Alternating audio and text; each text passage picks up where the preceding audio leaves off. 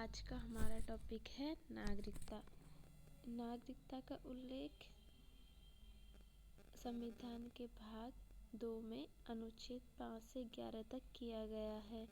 नागरिकता प्राप्त करने की विधियाँ। नागरिकता प्राप्त करने की विधियाँ 5 होती है। पहला, जन्म के आधार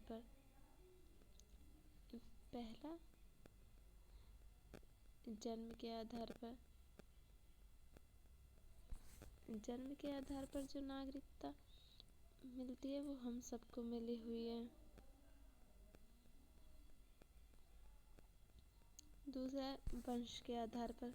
वंश के आधार पर जो नागरिकता मिली है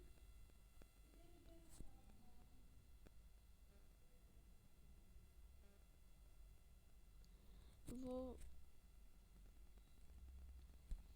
वंश के आधार पर जो नागरिकता मिली है वो सिक्कर धवन को मिली। जैसे कोई इंसान है भारत से और वो विदेश में जाके रहने लग जाए तो उसके बच्चे अगर चाहे तो उन्हें भारत में नागरिकता मिल सकती है। उसके बाद है पंजीकरण के आधार पर। पंजीकरण के आधार पर ऐसे होता है कि कोई भी व्यक्ति है जो भारत का है और उसने बाहर से शादी कर ली है तो वो जब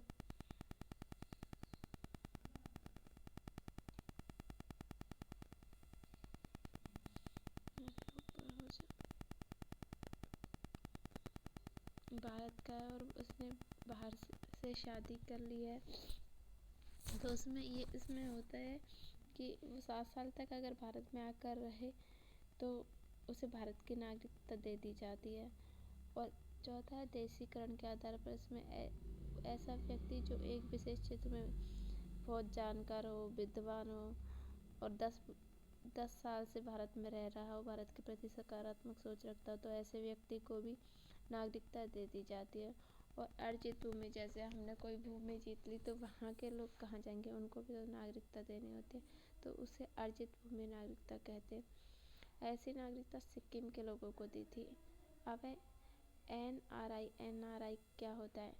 NRI मतलब वैसे लोग जो भारत के हैं पर भारत में नहीं रहे उनको कहते हैं NRI। ओवर सिटीजनशिप, ये 2005 से लागू किया गया था। वे लोग जो भारत छोड़ के चले गए और उन्होंने दूसरे देश की नागरिकता ले ली है, परंतु अगर वो लोग फिर से भारत आना चाहे घूमने के लिए या किसी और काम से कुछ वक्त के लिए ही आ सकते हैं, हमेशा के लिए नहीं आ सकते, तो उन्हें वीज़ा की ज़रूरत नहीं होगी। और अब ये वीज़ा और पासपोर्ट क्या होते हैं?